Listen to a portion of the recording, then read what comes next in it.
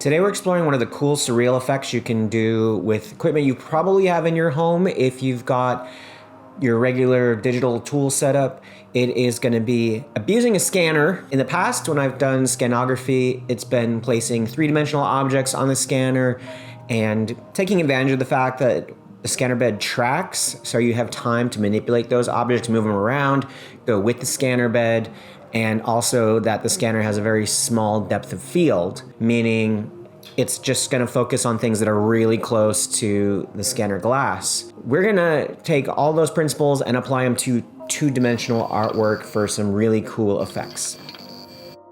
Welcome to my home studio, Primordial Creative. I am a Los Angeles-based multimedia artist. My name is David Miller. I am a big fan of any effect that has kind of been lost to history. I don't want to say that people don't do these scanner effects on a regular basis, but the most famous scanner effect in pop culture would be 2001, the very end sequence that has what's known as a slit scan. And this sort of stretched imagery and light in a way that when you look at how it was achieved, it's very primitive. Obviously it was made in the 60s, and of course they used the same slit scan effect to get the early non-digital effects for Star Trek's warp effect in the TV show, especially Star Trek Next Generation, one of my favorite things growing up. Now, you can achieve a lot of distortion and a lot of motion blur and whatever to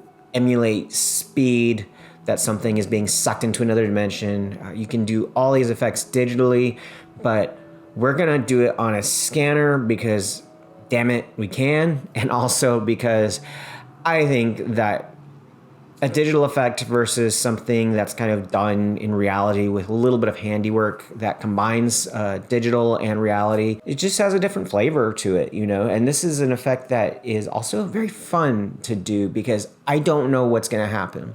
When I don't know what's gonna happen, that's when I get surprised and that's when I get delighted. When I'm working with my digital tools, I know almost always exactly what it's gonna look like because I'm the one making things happen.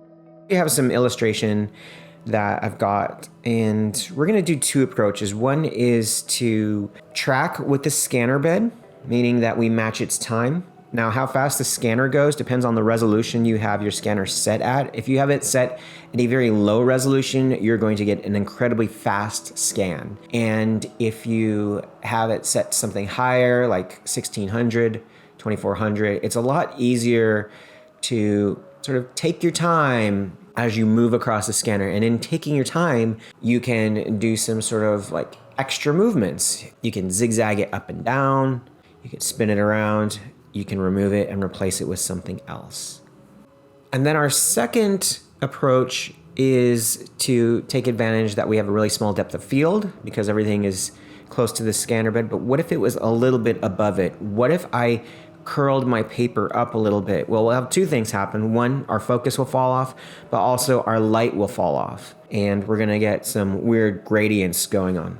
So this approach, I was thinking maybe a character is coming in from another dimension, or maybe they're, coming out of the shadows, something, they're maybe like a spy character. There you have it. Had some fun with the scanner. I wanted to point out some of the past comics that have taken advantage of this. I think that there's artists in the 70s who happen to have copy machines and, access to technology that not everybody had.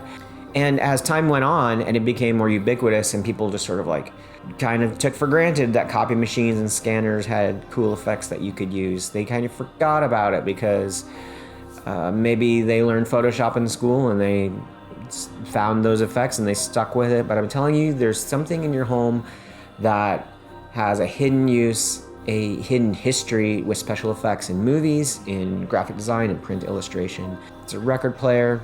That turntable moves around. Maybe it can do some drawing for you. You can draw or paint directly onto vinyl, anything that spins using that turntable. Maybe it's your blender, which people have used to make their own paper. Maybe it's your freezer where you can freeze illustrations, photographs, and then rephotograph them. There's always something around your house that has a secret creative use.